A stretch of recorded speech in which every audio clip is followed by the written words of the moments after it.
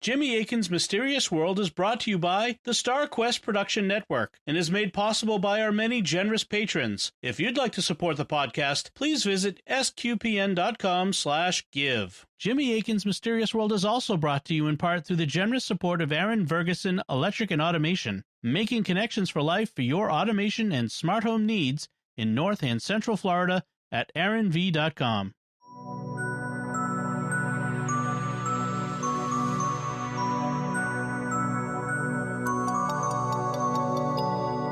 You're listening to episode 104 of Jimmy Akin's Mysterious World, where we look at mysteries from the twin perspectives of faith and reason. In this episode, we're talking about acupuncture.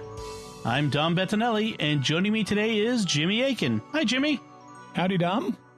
For centuries, people have been practicing acupuncture to treat a variety of conditions. The procedure involves sticking needles at various points in the body.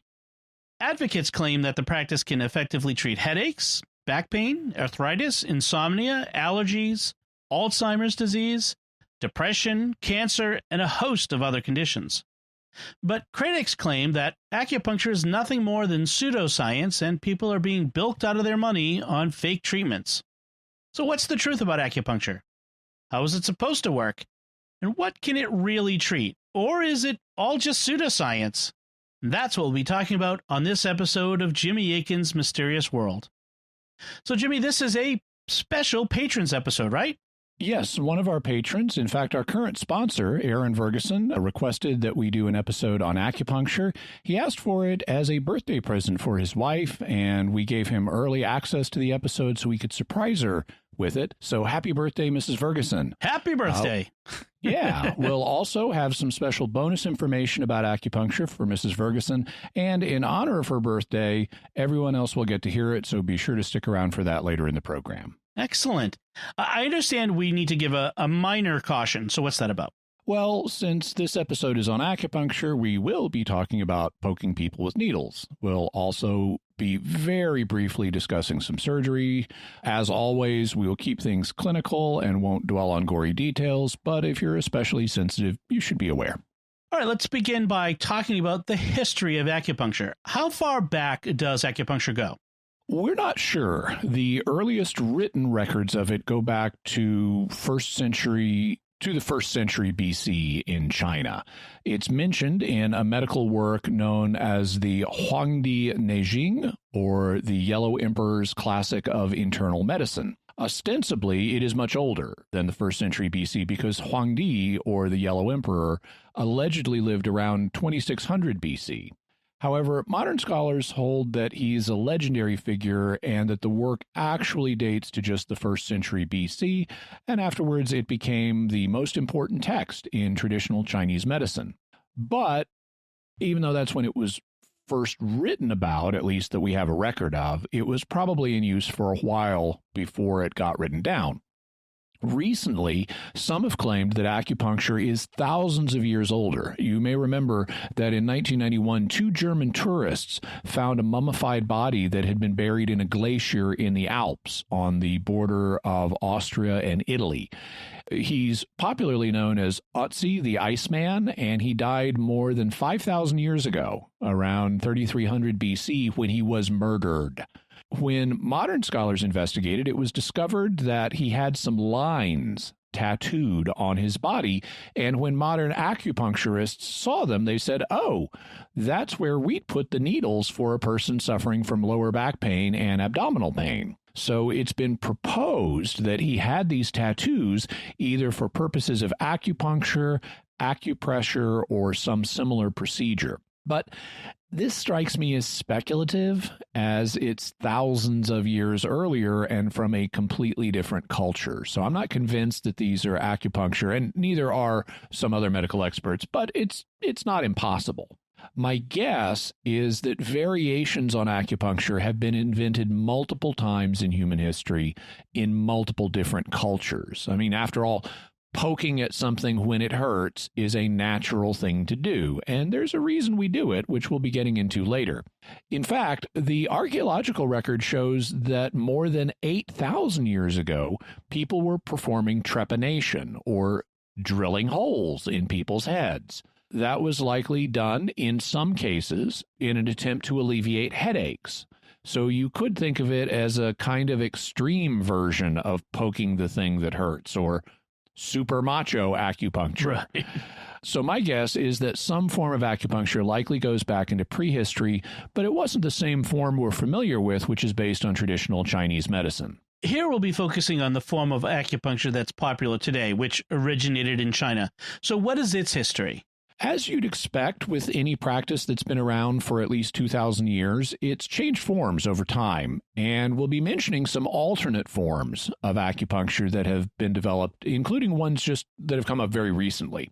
Originally, acupuncture was coupled with the practice of bloodletting, which was common in the East, just like it was in the West.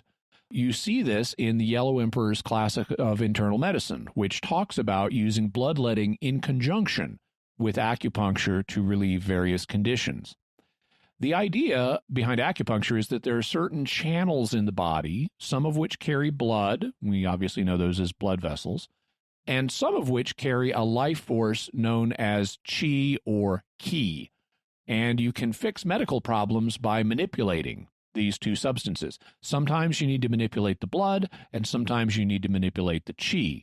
It's possible that bloodletting eventually developed into acupuncture, that it was the earlier practice, but that, poking a hole in someone doesn't always result in bleeding, but you still might think it has a therapeutic effect, and so maybe that's how acupuncture got started. Eventually, Chinese metalworkers discovered how to forge steel, and this became a preferred material for acupuncture needles. In the early centuries AD, the needles were quite a bit thicker than they are today. I mean, now acupuncturists use really, really thin ones. The early needles, though, could leave a good-sized hole in you and could cause infection as well as blood loss.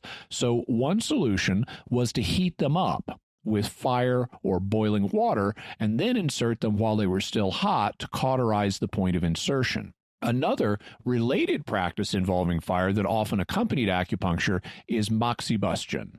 And to me, that just sounds like a great name for a 1930s lady crime fighter, moxibustion. In moxibustion, you take the dried herb mugwort or moxa and burn it or combust it. So it's mugwort combustion or moxibustion. You do this at specific points on the body, including the same points used for acupuncture. Sometimes practitioners will put a little cone or cigar of moxa on the skin at the acupuncture point and burn it until the skin blisters, although sometimes they'll take it off before blistering occurs. Other times, they'll stick the cigar of moxa on an acupuncture needle and then insert the needle and set fire to the moxa. The idea is to warm up the acupuncture point and increase the flow of blood and or qi. The first millennium AD seems to have been a kind of golden age for acupuncture. It was popular both with the Chinese aristocracy and with peasants. They even sent doctors to other countries like Korea and Japan to teach them about Chinese medical practices like acupuncture. But in the second millennium, the popularity of acupuncture started to wane. According to some sources, this happened by about the year 1300, by which time acupuncture was being looked on as a lower-class superstition that was associated with other disreputable practices like midwifery, which was apparently disreputable for some reason. However, during the Ming Dynasty, around the year 1600, a major book was published called The Great Compendium of Acupuncture and Moxibustion, which formed the basis of later acupuncture. After Europeans came into contact with China in the age of exploration, they learned about the practice. Jesuit missionaries brought it back to France in the 1500s, and the Surgeon General of the Dutch East India Company learned about it and wrote to the folks back home. He was the one that coined the term acupuncture, or in Latin, acupunctura, which he used in a book he published in 1683. It's based on the roots acus, which means a needle in Latin, and punctus, or a pricking. So acupuncture is needle pricking. Acupuncture didn't become common in the West, though there were periodic fads where it would have kind of temporary popularity. Meanwhile, back in China, its reputation had declined so much that by the mid-1700s, it could be referred to as a lost art. And in 1822, the Chinese emperor known as the Daoguang Emperor forbade it at the Imperial Medical Institute, saying it was unfit for gentlemen and scholars to practice. It came back for a while, but in 1929, the Republic of China banned it again in favor of Western science-based medicine. When communists came to power in 1949, they originally regarded it as a superstition that was incompatible with communist ideology, but then Chairman Mao reversed this view. Although he himself did not use acupuncture, he allowed many traditional Chinese medical practices to come back. If acupuncture wasn't common in the West back then, how did it become so popular today? In 1972, President Richard Nixon made his famous trip to China. There is an old Vulcan proverb.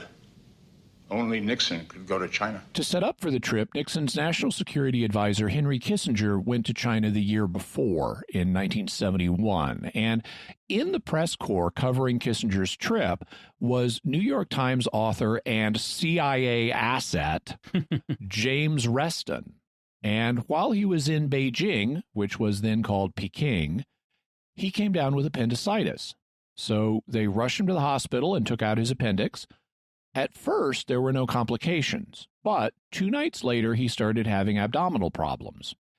When he got back to the U.S., he wrote a rather flippant piece that appeared on the front page of the New York Times called "Now About My Operation in Peking," in which he said, I was in considerable discomfort, if not pain, during the second night after the operation, and Li Changhuan, doctor of acupuncture at the hospital, with my approval, inserted 3 long, thin needles into the outer part of my right elbow and below my knees, and manipulated them in order to stimulate the intestine and relieve the pressure and distension of the stomach.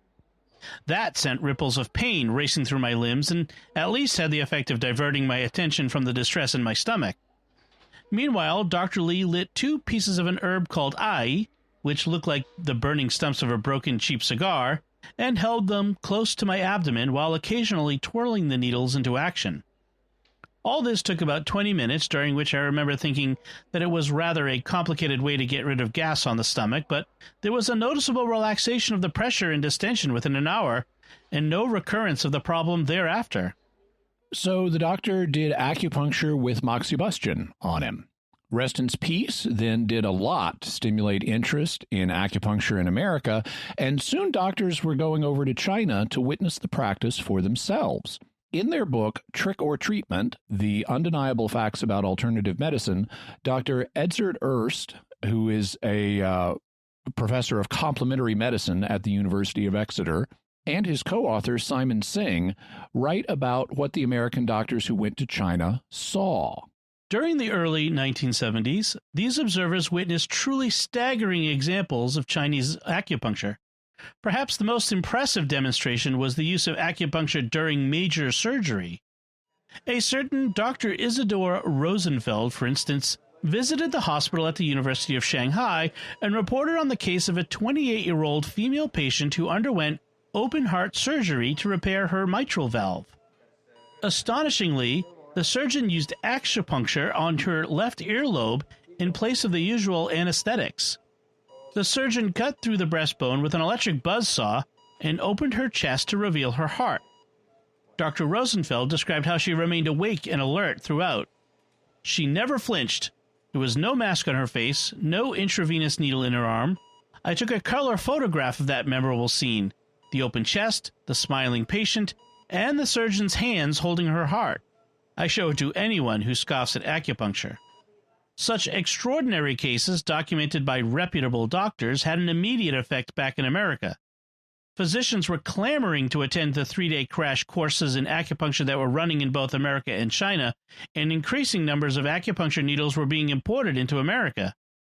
At the same time, American legislators were deciding what to make of this newfound medical marvel, because there had been no formal assessment of whether or not acupuncture really worked.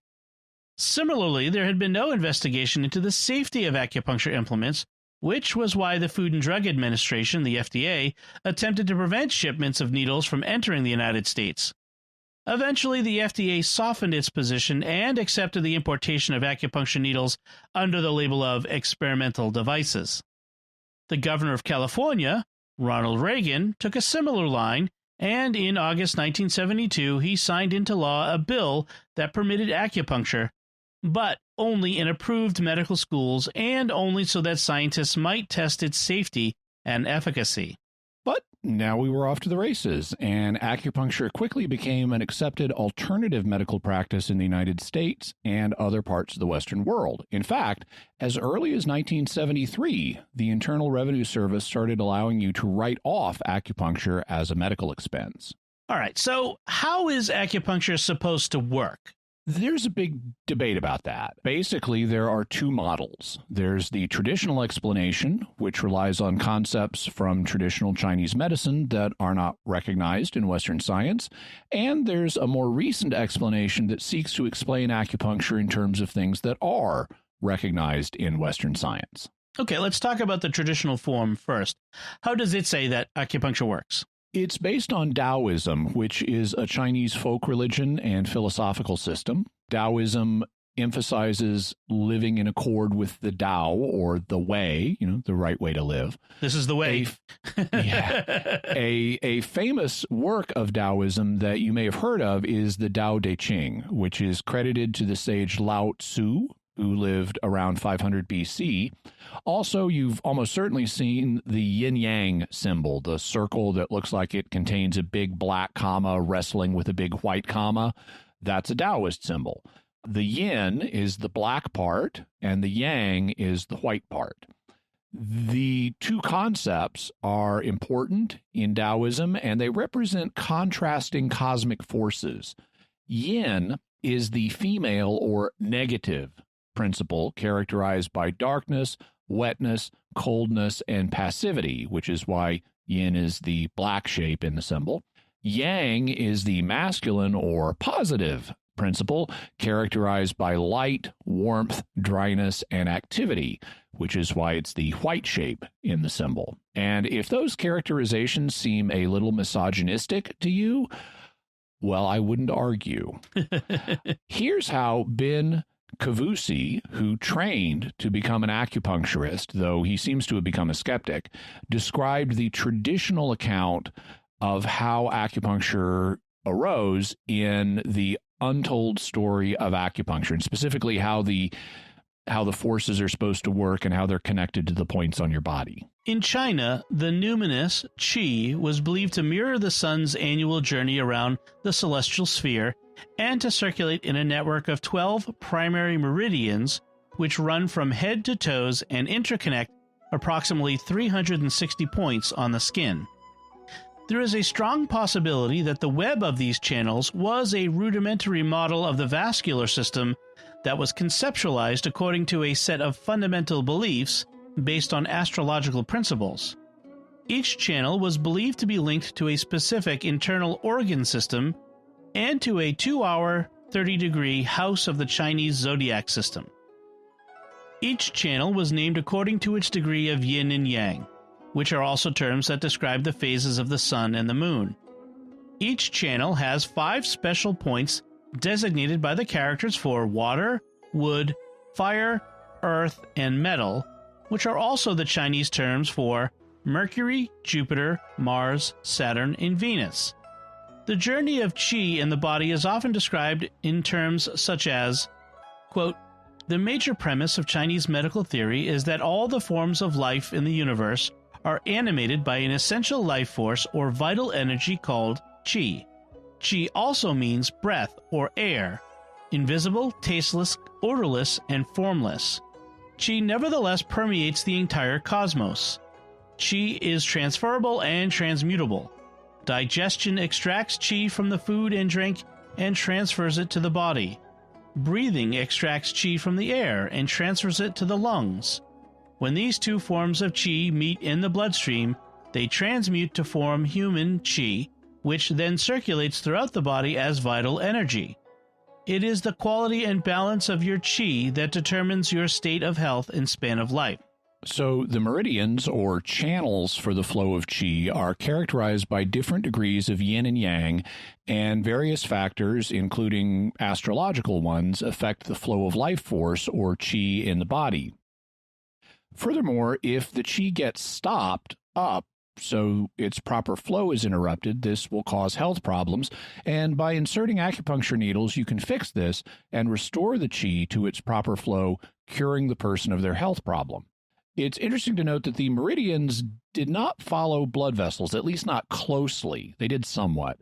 And the reason for that is, just like in the West, dissection was originally forbidden in China, so nobody knew the details of internal anatomy. They didn't know exactly where the blood vessels were. However, over time, more and more acupuncture points were proposed, with the points usually falling on one meridian or another. And by around the 1600s, when the Great Compendium was published, 365 acupuncture points had been identified.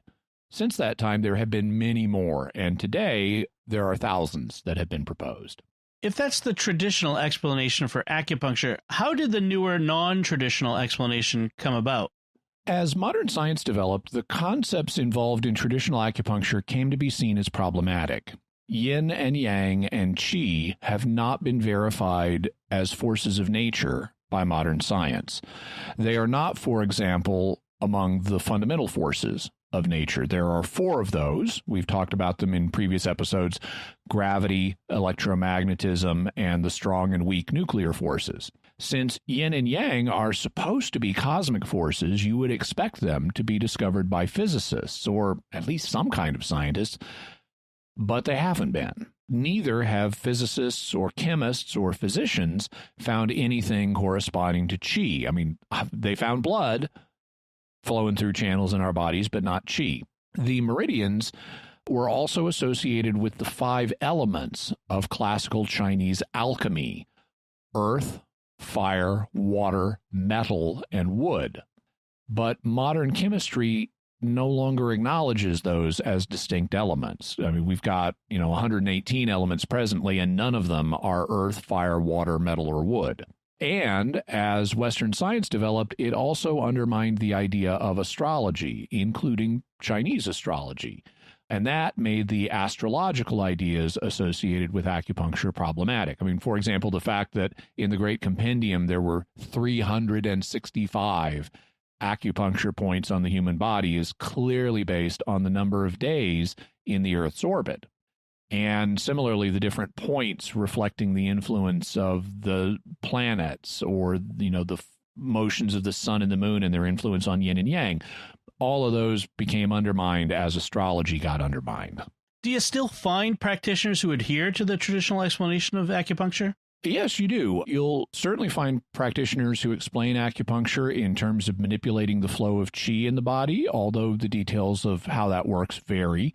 In fact, I recently came across a web page where the author was trying to map Western astrology onto the concepts from acupuncture. So you could have Western astrological acupuncture.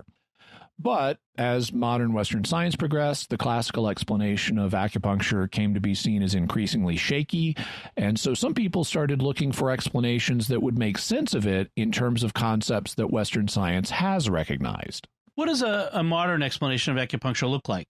In an article in the Oxford academic journal Rheumatology called A Brief History of Acupuncture, A. White and E. Ernst write, ancient concepts of qi flowing in meridians have been displaced in the minds of many practitioners by a neurological model based on evidence that acupuncture needles stimulate nerve endings and alter brain function, particularly the intrinsic pain inhibitory mechanisms. The first magnetic resonance imaging study of acupuncture may also prove to be a landmark.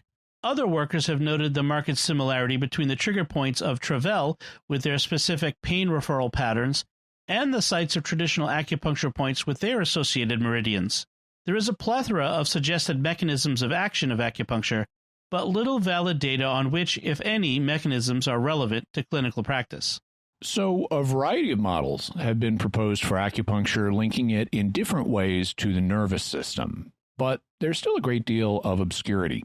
One notable change occurred in the 1930s when the Chinese physician Cheng Danan, who is regarded as the foremost acupuncturist of the 20th century, made a number of reforms. He relocated the meridians so that they followed nerve pathways rather than approximating blood vessels. He introduced thinner needles, and he taught that the burning of moxibustion, instead of manipulating qi, helps remove toxins from the body. And he taught that acupuncture works by stimulating the nerves rather than manipulating qi, although he later partially walked back that view. It was largely, significantly because of Cheng Danan and his nerve-based approach that acupuncture got a better reputation in many circles today.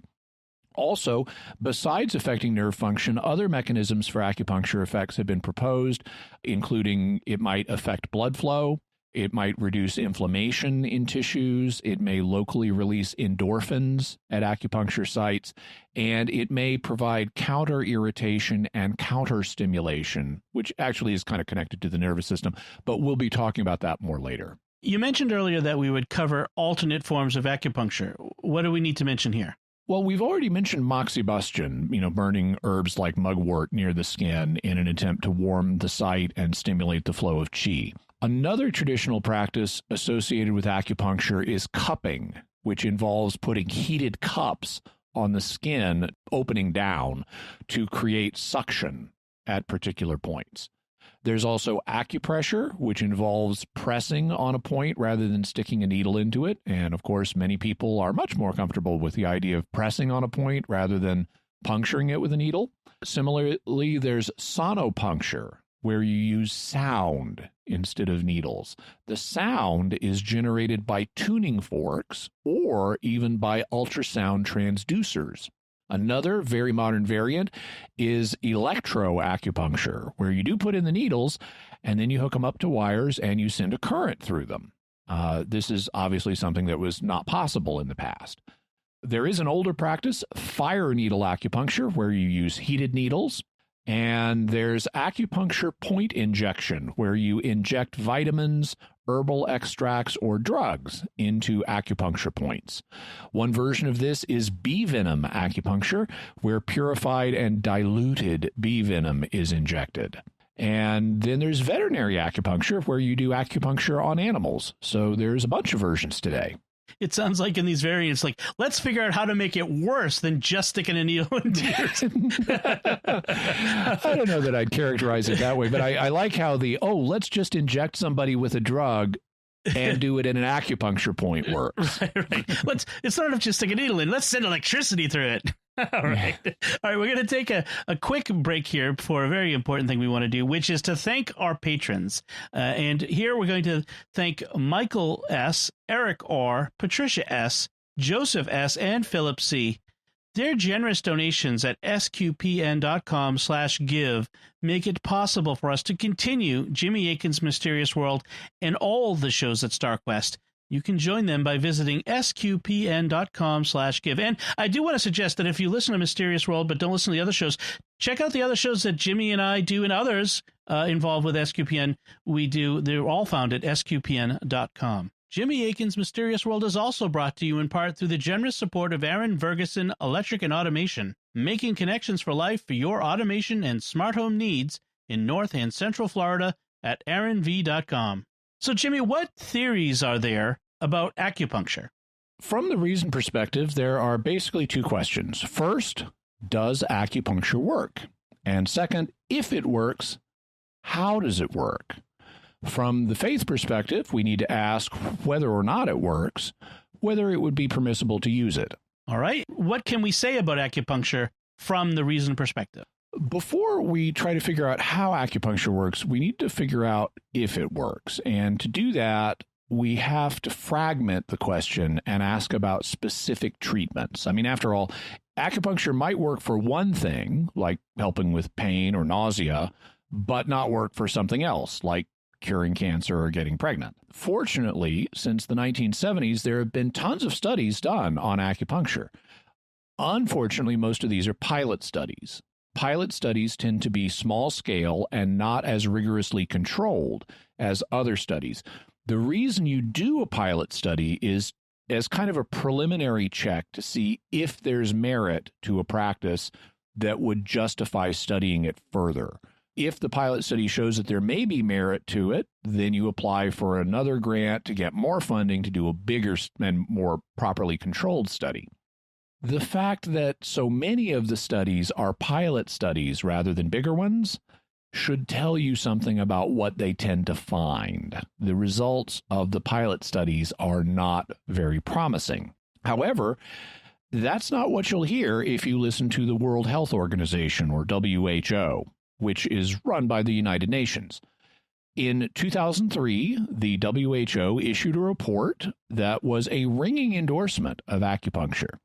It concluded that acupuncture is proven or has been shown to be effective for 91 conditions, including morning sickness, stroke, and whooping cough. And acupuncture shows some promise, or it's debatable, for another 16 conditions, including deafness and color blindness. And I hope they're not putting needles in people's eyes for that one. Strikingly, the report did not identify any conditions that acupuncture should not be used for, which is, if you think about it, is a big warning sign. If it says, it doesn't say, oh, don't use it for this. Yeah. Unfortunately, the WHO acupuncture report isn't worth a load of fetid dingoes' kidneys. First, if you're trusting the United Nations with your health, you need a second opinion. Second, as the recent coronavirus situation has shown us, the WHO is in the pocket of the Chinese Communist government and will not report things that make China look bad. But we've known that long before the coronavirus. Here's what Singh and Ernst say in Trick or Treatment. The WHO has an excellent record when it comes to conventional medicine, but in the area of alternative medicine, it seems to prioritize political correctness above truth. In other words, criticism of acupuncture might be perceived as criticism of China, of ancient wisdom, and of Eastern culture as a whole. Moreover, usually when expert panels are assembled in order to review scientific research, the protocol is to include experts with informed but diverse opinions. And crucially, the panel should include critical thinkers who question and challenge any assumptions. Otherwise, the panel's deliberations are a meaningless waste of time and money. However, the WHO acupuncture panel did not include a single critic of acupuncture. It was quite simply a group of believers who, unsurprisingly, were less than objective in their assessment. Most worrying of all, the report was drafted and revised by Dr. Zhu-Fan Ji, who was honorary director of the Institute of Integrated Medicines in Beijing, which fully endorses the use of acupuncture for a range of disorders. It is generally inappropriate for someone with such a strong conflict of interest to be so closely involved in writing a medical review. And for purposes of comparison, remember how in our recent episodes on remote viewing, when the CIA commissioned their 1995 analysis of remote viewing data, they did appoint people from different perspectives. You had Dr. Jessica Utz, the statistician who was open to psychic phenomena, and Ray Hyman, the psychologist who was skeptical. And they both got on the panel, and they both had the chance to have their say. That's not what happened here. It was all believers. The WHO report also relied heavily on low-quality studies done in China, where the researchers are under the thumb of the Communist Party. Singh and Ernst explained some of the problems with the Chinese acupuncture studies. There is a great deal of suspicion surrounding acupuncture research in China. For example, let's look at acupuncture in the treatment of addiction.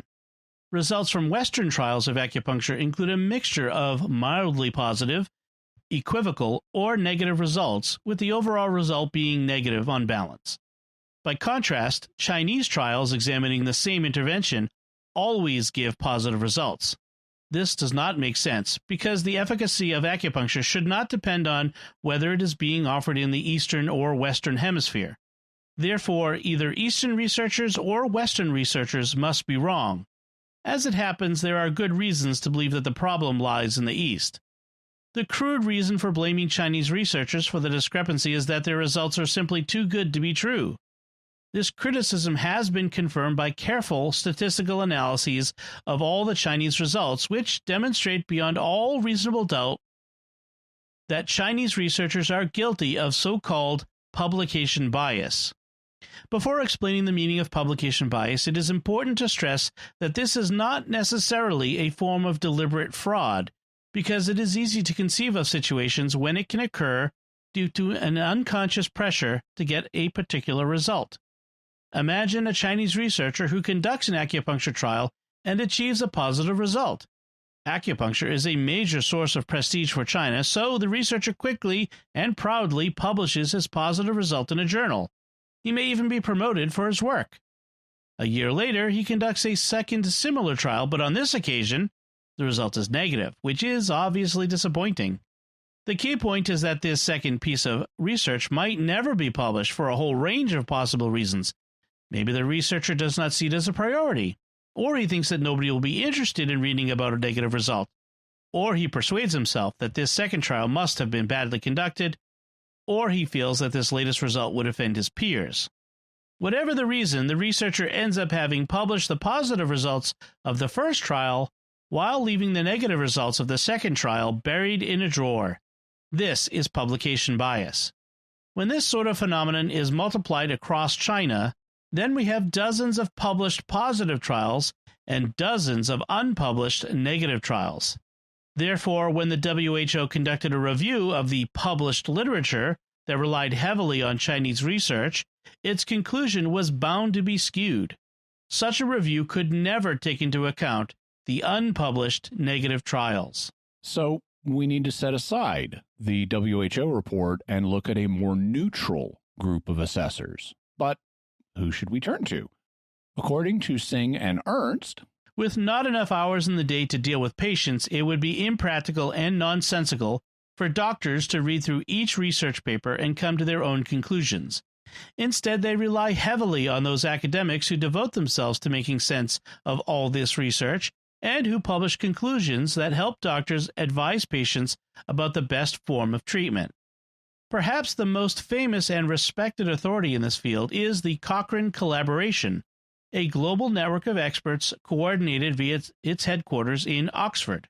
Firmly adhering to the principles of evidence-based medicine, the Cochrane Collaboration sets itself the goal of examining clinical trials and other medical research in order to offer digestible conclusions about which treatments are genuinely effective for which conditions.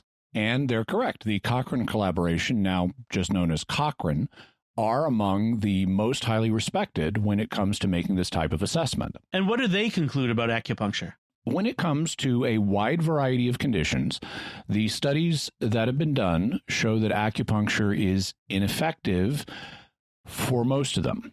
Cochrane concludes that it will not help treat stroke, it will not help with chronic asthma, it will not help with depression, it will not help with epilepsy or glaucoma or vascular dementia or a wide variety of other conditions.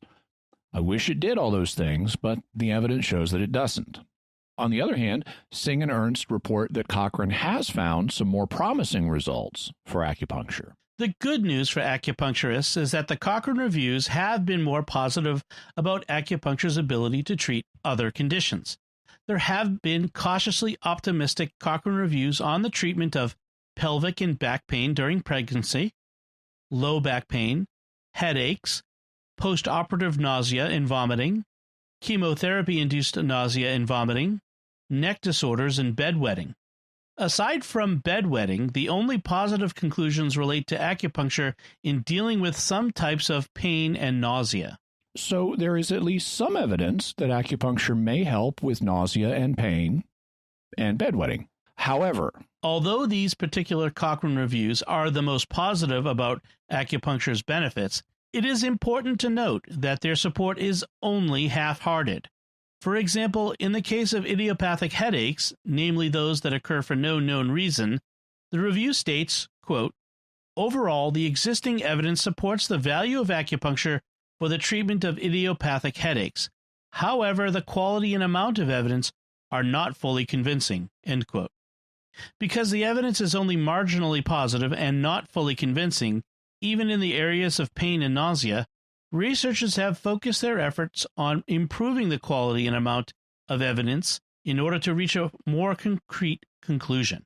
One also needs to bear in mind that even if acupuncture may work for some forms of pain, there are limits. Remember the demonstrations Western doctors were shown in China of people undergoing open heart surgery, allegedly using acupuncture instead of anesthetics?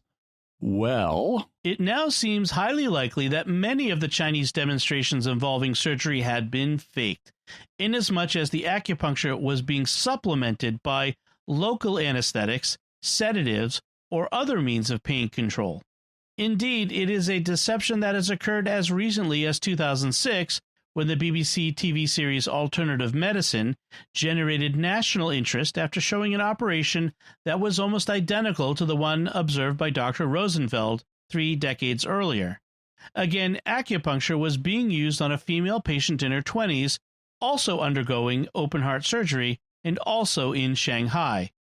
British journalists and the general public were amazed by the extraordinary images, but a report by the Royal College of Anesthetists cast the operation in a different light. Quote, "It is obvious from her appearance that the patient has already received sedative drugs, and I am informed that these comprised midazolam, droperidol, and fentanyl. These doses used were small, but these types of drugs amplify the effect of each other so that the effect becomes greater. Fentanyl is not actually a sedative drug in the strict sense, but it is a pain-killing drug that is considerably more powerful than morphine. The third component of the anesthetic is seen on the tape as well, and that is the infiltration of quite large volumes of local anesthetic into the tissues on the front of the chest where the surgical incision is made." End quote. In short, the patient had received sufficiently large doses of conventional drugs to mean that the acupuncture needles were a red herring, probably playing nothing more than a cosmetic or psychological role. The American physicians who visited China in the early 1970s were not accustomed to deception or political manipulation, so it took a couple of years before their naive zeal for acupuncture turned to doubt. Dr. Stephen Novella, professor of neurology at the Yale School of Medicine, also comments on this in his great courses series, Medical Myths, Lies, and Half-Truths. There have been several investigative teams in response to these claims and these beliefs sent from the West to China to see firsthand the reality of acupuncture anesthesia. However, all of these investigative teams have failed to confirm that acupuncture anesthesia is a reality. In some cases, they found that morphine was being administered in the IV fluid. Morphine, of course, is a very powerful painkiller, so you can't separate out any pain-relieving effect from the morphine from what is allegedly occurring with the acupuncture.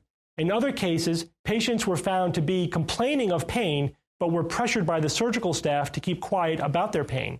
So once again, doctors under the thumb of the Chinese Communist Party were faking acupuncture results to make China look good. If there is evidence that acupuncture might work for even a few conditions, how might it work? One thing we can say with confidence is that we don't have any good evidence supporting the traditional explanation for acupuncture. Science has not found evidence for the existence of cosmic forces like yin and yang or the life force qi. I can't rule out that something like qi or life force exists, but it would need to be a spiritual thing rather than a physical reality, something not subject to empirical testing. And there would be no evidence that it flows through the body or that physical objects like needles could manipulate that flow. If acupuncture works for anything, it would be more promising to explain it in terms of physical concepts that are found in modern science. But here we need to be careful. In particular, we need to distinguish what researchers call specific effects from non-specific effects. In this context, a specific effect is one that you can attribute directly or specifically to the acupuncture. In other words, this effect happened because I put needles into these points on a person's skin at this depth.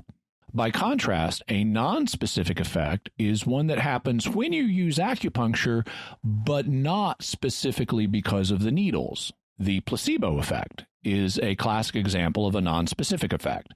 The effect is real, but it's because of the expectations of the patient, not a direct effect of the needles. One of the classic ways of sorting out whether an effect is specific or not is by conducting a double-blind study where neither the doctor nor the patient knows whether a therapy is actually being used. For example, if you're testing a new diet pill, you might give half of the test subjects the real pill you're testing and half of them a fake pill that shouldn't have any effect. If the patients who got the test pill lose significantly more weight than the others, then you have evidence that your diet pill works. It really has an effect that's specific to that pill. On the other hand, if both groups lose about the same amount of weight, then the effect isn't specific to your diet pill. It's being caused by something else going on in the experiment.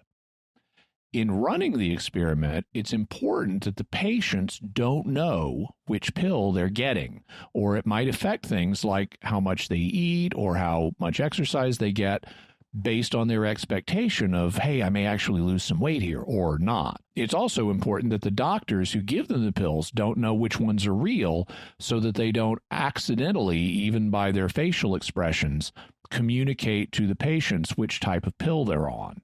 How would you go about testing whether an effect is specific to the acupuncture needles? It's pretty hard to double-blind acupuncturists and patients to whether needles are being shoved into their skin. Yes, but researchers have found clever ways around this problem. One of them, this is the older solution, is called sham acupuncture. In sham acupuncture, you do shove a needle into the patient, but you don't do it according to the standard rules of acupuncture. For example, you might just barely prick the skin, but not get the needle down to the depth that's considered therapeutic. Or you might insert a needle into something that's not an acupuncture point, or at least not the right point for the condition you're supposed to be treating. You know, if you want to sham, I'm going to treat his deafness, you shove it into, I'm going to put it in this, pain relieving point instead of the deafness relieving point. Since the patient can't effectively tell how far the needle goes and doesn't know where the acupuncture points for his condition are supposed to be located, this effectively blinds at least the patient, but it does leave the acupuncturist himself unblinded.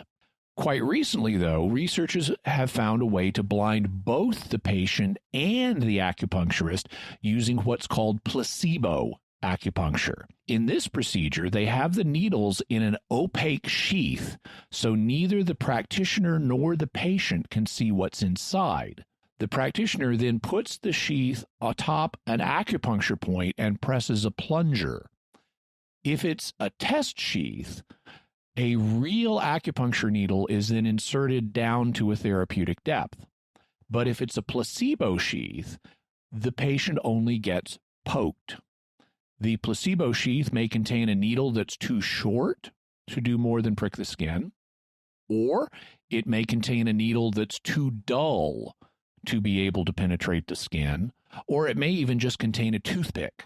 The research has shown that the patients cannot tell whether they're just being poked or whether a real needle is going in. So both the patient and the doctor can't see what is inside the sheath, and thus they're both blind. So what did the results of these studies show? In broad terms, sham acupuncture, where you put the needles but not at the correct depth or place, reveals that it doesn't matter where you insert the needles. You get the effect wherever they get inserted. And this suggests that the effect is not due to particular points located on meridians, whether they're the traditional points or the modern ones that were proposed in the 1930s. Placebo acupuncture, where only half the time the patient is needled and half the time he's poked, reveals that it doesn't matter if you insert the needles. So just poking the patient gives you the acupuncture effect. This suggests that the effect is not produced due to the needles being inserted, and thus whatever effect procedure has, it's not specific to the needles. So what besides the needles might be producing the effect? One of the places we should look is the interaction that the acupuncturist has with the patient apart from the needles. In his Great Courses series, Dr. Stephen Novella mentions a friend of his who actually is an acupuncturist, but who nevertheless tells Dr. Novella that he believes all of the benefit of acupuncture comes before you stick the needles in, just from the interaction with the patient. And that makes the placebo effect a logical explanation for a good bit of the effects of acupuncture. Think about it. You make a special trip to go to the acupuncturist's office, or you pay him extra to come to your house. He's got, if you're at the office, he's got diplomas hanging on his wall, maybe. He may be wearing a lab coat or other medical garb. He asks you questions and listens to you attentively. He confidently tells you the procedure is going to work. You believe it's going to work. And then you pay him money when you leave the office. When with all that going on, you're rather invested in the idea that this procedure is going to work. And so your perception of the problem, let's say it's pain or nausea, diminishes, either because of your body's natural ability to heal itself when you're optimistic and confident that you're going to heal, or because you're not feeling the pain or the nausea as intensely because of the sunk cost, emotional or financial, in the procedure. This all produces a classic case of placebo. Are there other things that could also help produce the effect? Yeah, you spend a good bit of time in a typical acupuncture treatment in an unusual posture. I mean, if you're being treated for back pain, you may lie on your face on a table for up to 30 minutes, and that might realign things in your body that could help relieve the pain. The therapist might have pleasant music playing that would help you relax and pass the time, and that pleasant music and relaxation could help. The therapist, in doing the treatment, is going to be touching parts of your body and maybe giving them a little bit of massage or stimulation as he manipulates the needles, and that could release tension. Also, remember how I said at the beginning that it's natural to poke at things that hurt? Well, there's a good reason for that. It has therapeutic effects. Poking at things that hurt can release tensions that help things relax and heal. It also has another effect known as counter-stimulation or counter-irritation, which can cause the relief of discomfort. When you bump your knee or your elbow or hit your foot or something, one of your first instincts is likely to rub it. That's counter-stimulation. You've stimulated it negatively by hitting it or bumping it, and now you stimulate it another way by rubbing it. That makes it feel better because it gives you another sensation to distract you while the pain subsides. In some situations, you don't even have to apply the counter-stimulation to the exact same site that's been injured. For example, suppose the muscles in your shoulder down, an inch or more, an inch under the skin, depending on how much padding you personally have, are strained. So the muscles are strained and hurting. But you may put a liniment, including capsaicin, menthol, or camphor, on the skin above the muscles. And the liniment never gets down to the muscles. But the liniment creates a mild inflammation or irritation in the skin, and that gives you something to focus on besides the pain in the muscles underneath. You can see how that would work with acupuncture. If you're having back pain and they stick needles in your back, it gives you counter-stimulation. And even if they put the needles somewhere else, like some of the forms of acupuncture focus on putting needles in your earlobe, well, if you've got back pain but they put needles in your earlobe, it gives you a sensation in a different part of the body to focus on. So there are good reasons to poke things that hurt, or even poke somewhere else. Another nonspecific effect that can crop up in acupuncture is when it's paired with a different therapy that is effective. For example, this happens with electro-acupuncture, when you run an electrical charge through the needles. If you have electrified needles at different points in the skin, then you're actually doing a different form of therapy known as transcutaneous electrical nerve stimulation, which is a proven form of pain relief. Here's how myclevelandclinic.com describes its mechanism of action. There are two theories about how transcutaneous electrical nerve stimulation, or TENS, works. One theory is that the electrical current stimulates nerve cells that block the transmission of pain signals, modifying your perception of pain. The other theory is that nerve stimulation raises the level of endorphins, which are the body's natural pain-killing chemical. The endorphins then block the perception of pain. Whether TENS works by one method or the other or both, it does work. But that's not to be confused with acupuncture. Dr. Stephen Novella comments, various interventions are often called acupuncture, even though they have different mechanisms of action. The most notable one, in my opinion, is electro-acupuncture. Now, oftentimes I see reports of an acupuncture study that shows a beneficial effect in pain, therefore acupuncture works. However, when you read the study, you may find that in some cases, the study was actually a study of electro-acupuncture. Now, this is important because using electrical stimulation across the skin is a proven treatment for pain. In fact, it's called TENS, T-E-N-S, or transcutaneous electrical nerve stimulation. So we already know that stimulating the nerves or stimulating the skin can produce a decrease in chronic pain. Now, combining that with acupuncture, however, is just sloppy science. It doesn't get us to the final point of understanding what is it about the intervention that's actually working. Saying that acupuncture works because electroacupuncture works is similar to saying that, well, injecting morphine through a hollow needle reduces pain, therefore acupuncture works. The variable that is consistently associated with an effect is the electricity. It's not anything to do with the acupuncture needle. So, yeah, injecting morphine with a syringe, which would actually be a kind of what's called acupuncture point injection, like we mentioned earlier, would not prove that acupuncture works. It just proves that morphine works. Could regression to the mean be a non-specific reason that you might feel better after going to an acupuncturist?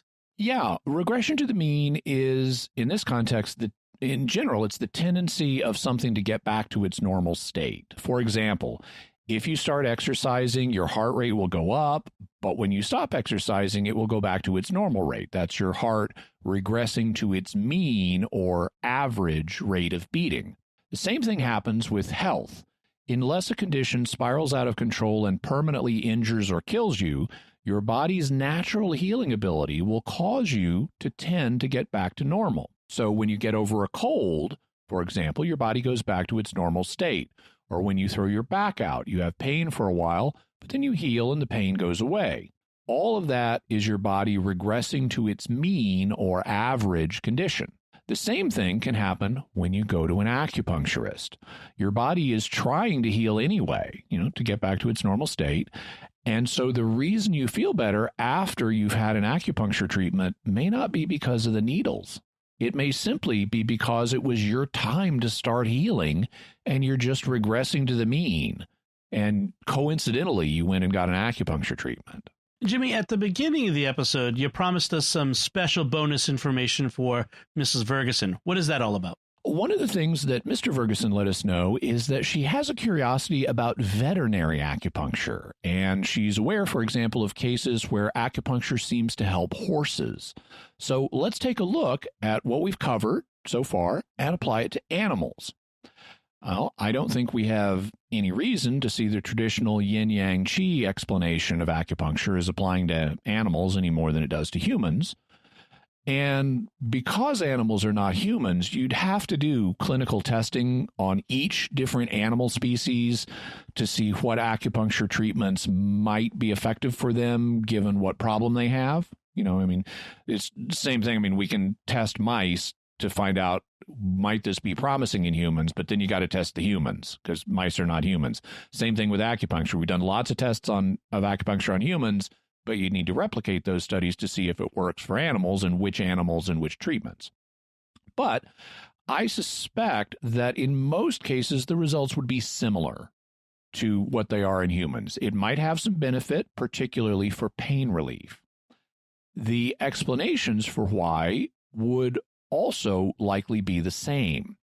For example, if you're doing electro-acupuncture on a horse, and I checked and verified they do that, it would be effective for the same reason that transdermal electrical nerve stimulation is effective on humans.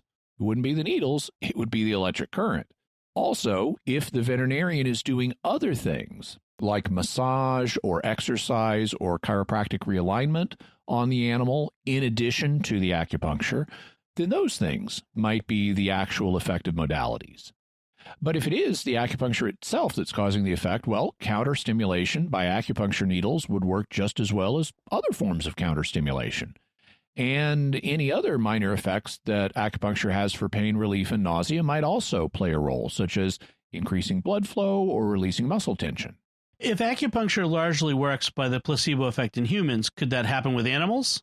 This point is disputed. You will find some people who say there's no way for animals to have the placebo effect. They don't have the idea of medicine, and so they can't expect a medical treatment to work. But not everyone is convinced by that. And there are others who argue that studies have actually shown the placebo effect in animals. We'll have links to both perspectives so you can read them for yourself. Personally, I think that there is reason to think that the placebo effect is real in some animals, and I can see how it could apply in the case of acupuncture for horses. While animals may not have the conception or be able to conceptualize medicine the way we do, they are sometimes smart enough and social enough to seek out human help when they're in trouble. So they can form the thought, humans can help me. And that expectation, this thing can help, is the core insight driving the placebo effect.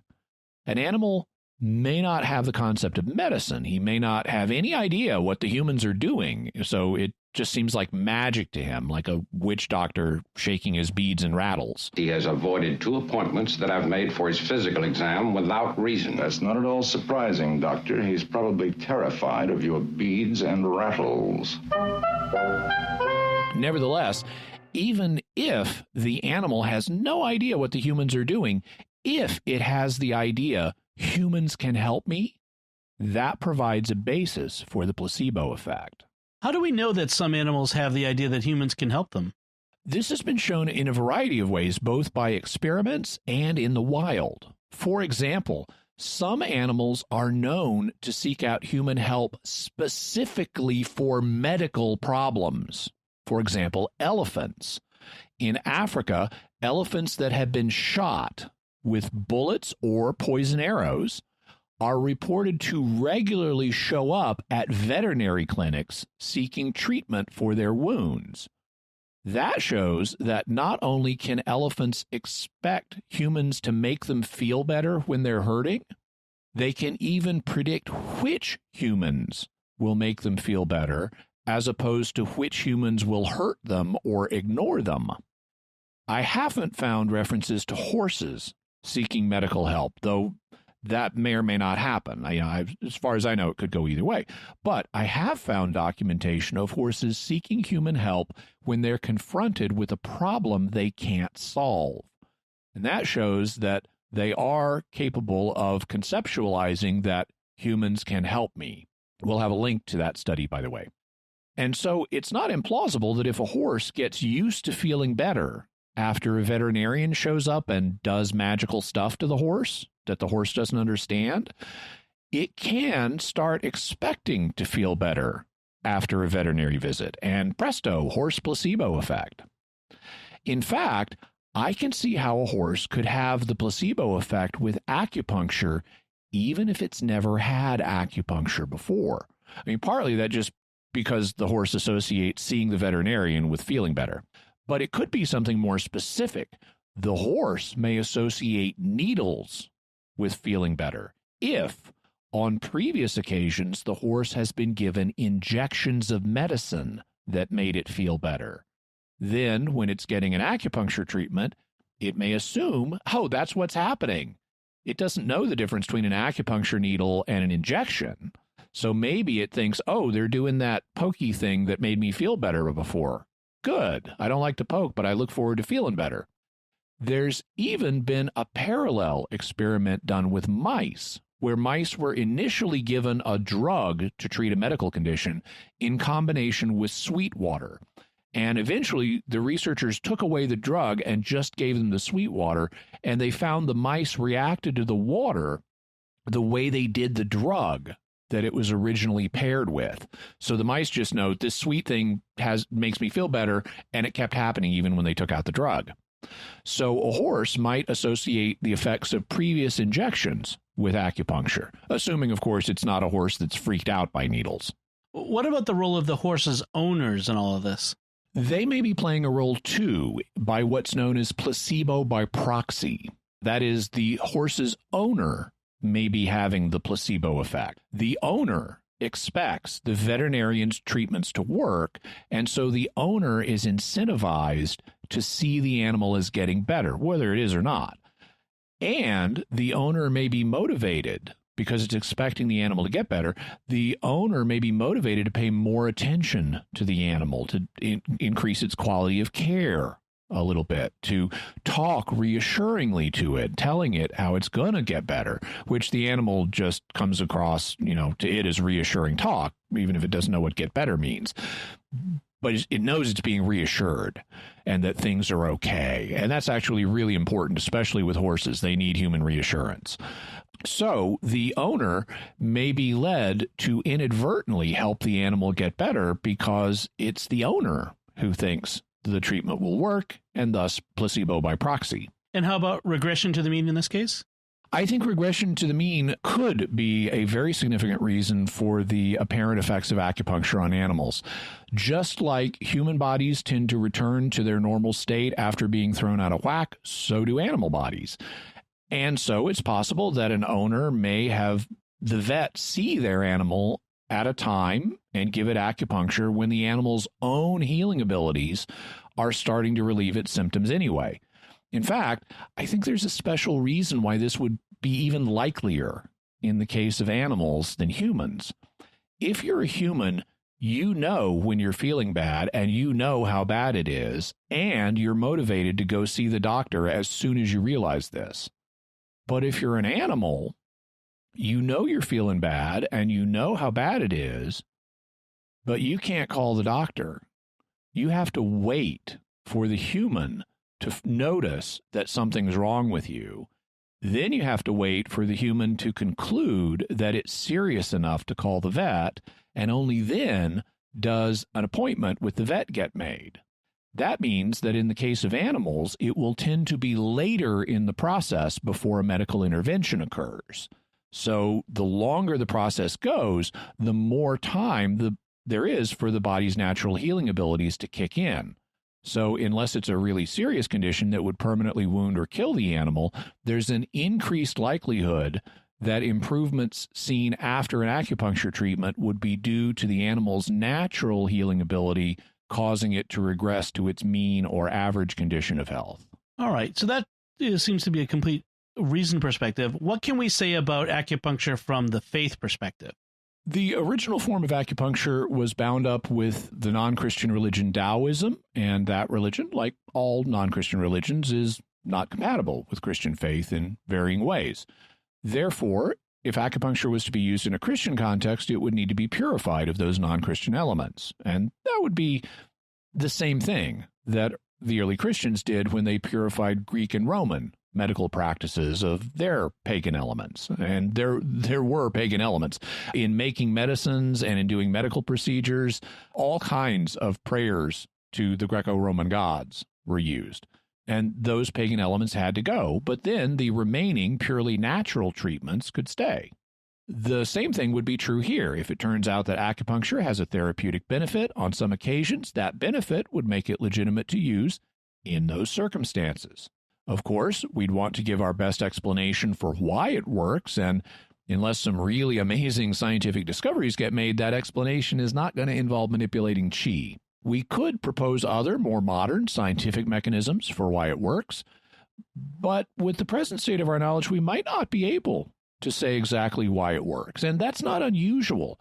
There are lots of medical interventions, including many drugs, where the mechanism of action is not presently known. Acupuncture would just be one more therapy in that category. It seems to work for this, but we don't know why. The more significant question is whether one can use acupuncture in situations where it's known to just be a placebo. And that gets us into the ethics of placebos, and we'll be doing a future episode just on placebos, so we'll talk about that then. For now, suffice it to say that there is some evidence that acupuncture may have a therapeutic benefit for purely natural reasons, And that would justify its use potentially in limited settings like helping with pain or nausea, though one could not oversell it as doing things that we know for a fact it doesn't do, like fixing cancer or diabetes. So, Jimmy, what's your bottom line on acupuncture? Acupuncture is a therapy that grew out of an Eastern medical tradition that was filled with problematic religious and superstitious elements. And in that, it's like Western medicine, which did the same thing. 2,000 years ago, Western medicine had the same problematic religious and superstitious elements in it that Eastern medicine did. Unfortunately, acupuncture has not been as thoroughly purged of those elements as Western medicine, and Western medicine is not perfect in this regard. But there does seem to be a process of purification under the way for acupuncture, with the removal of the yin-yang qi explanation for some practitioners. And there are scientific studies being done that will hopefully further purify erroneous ideas and, reveal what acupuncture really is good for and why it would work, assuming it's good for anything and does work. Unfortunately, many of the current studies are not high quality, and some of the ones done in China are positively cooked. Between the Chinese Communist Party's propaganda efforts and Western New Age touchy-feely sensibilities, exaggerated claims are being made for acupuncture. And this can be a serious problem if people spend time and money on acupuncture treatments that have no chance of helping them. It's even more problematic when they forego treatments from Western medicine that could help them, sparing them suffering and possibly even saving their lives. But there is at least some evidence that acupuncture could be a benefit in limited circumstances.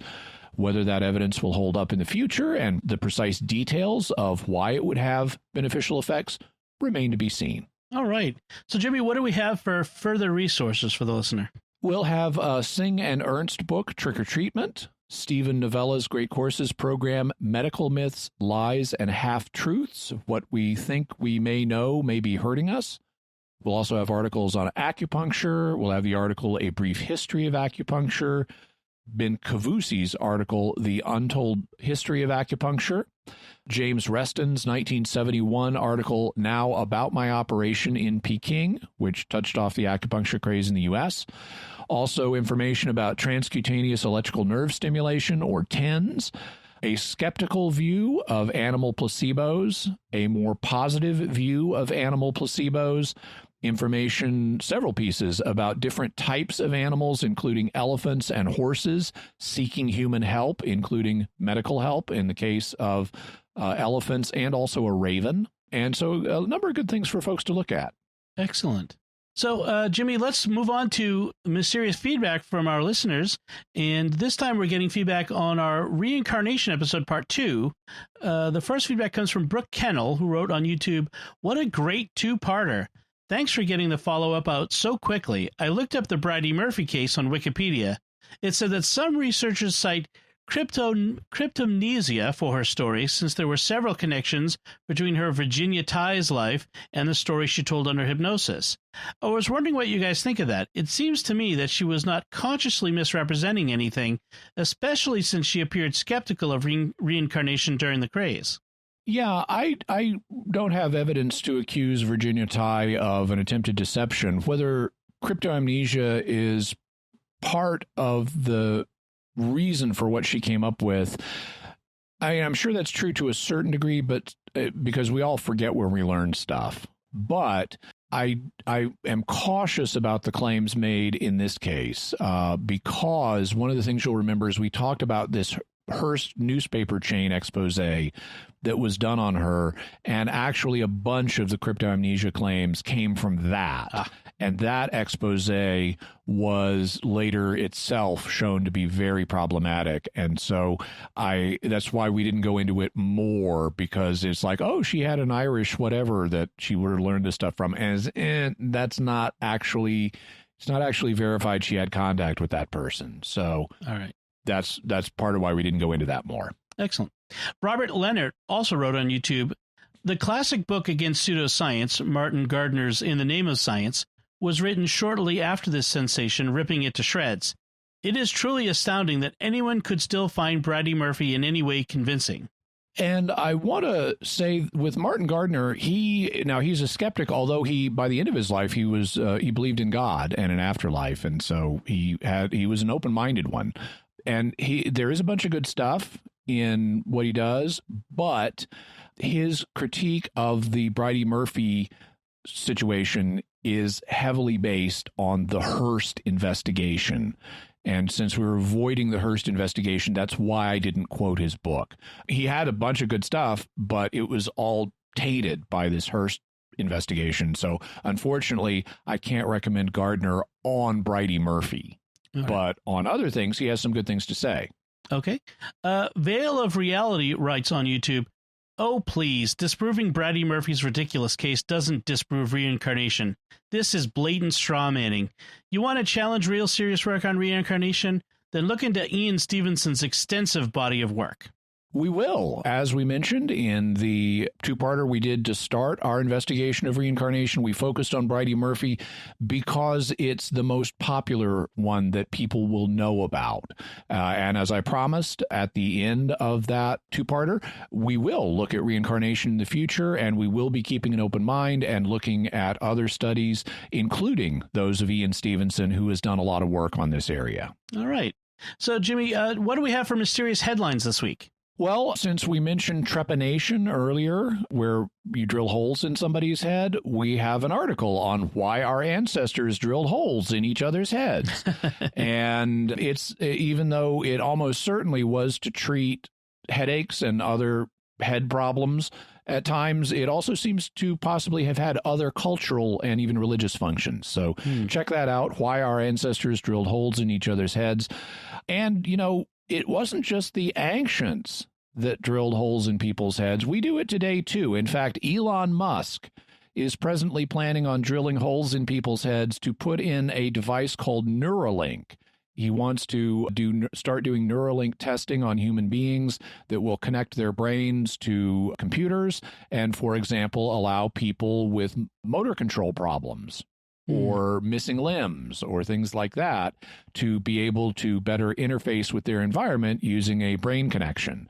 So today we have a Need It Like a Hole in the Head theme for our mysterious headlines, whether it's our ancestors needing holes in their heads or Elon Musk wanting to put holes in people's heads. I love my iPhone, my iPad, my Mac. I am not letting anyone put one of those in my head. There's enough bugs in them as it is. I would be more open to heads-up display contact lenses. By the way, if you want to see an interesting fictional depiction of trepanation, in the movie Master and Commander, which takes place in the early 19th century Age of Sail, there's a scene in which the Dr. Stephen does a trepanation to one of the sailors. So, and all the other sailors gather around to see this very interesting operation take place. So, if you can stomach it, it's interesting. So, I do want to make an appeal for the listeners for your feedback. What are your theories about acupuncture or your experiences? We'd love to hear both of those, and you can let us know about that by visiting sqpn.com or the Jimmy Akin's Mysterious World Facebook page. You can send an email to mysterious@sqpn.com, or you can send a tweet to @MYS_world with the hashtag of mysterious feedback. So, Jimmy, what's our next episode going to be about? Our next episode is going to be about St. Thomas Aquinas and the occult. Excellent. So be sure to share the podcast with your friends and write a review of the podcast if you can in Apple Podcasts or wherever you get your podcasts. That helps us grow the audience of our body of listeners, this community that was formed around this podcast, and it reaches all kinds of new folks who might benefit from listening to Mysterious World. You can find links to Jimmy's resources from our discussion and links to the mysterious headlines on our show notes at sqpn.com/mysterious. And remember, to help us continue to produce the podcast, please visit sqpn.com/give. Until next time, Jimmy Akin, thank you for exploring with us our mysterious world. Thanks, Dom, and happy birthday, Mrs. Ferguson. And once again, I'm Dom Bettinelli. Thank you for listening to Jimmy Akin's Mysterious World on StarQuest, and happy birthday.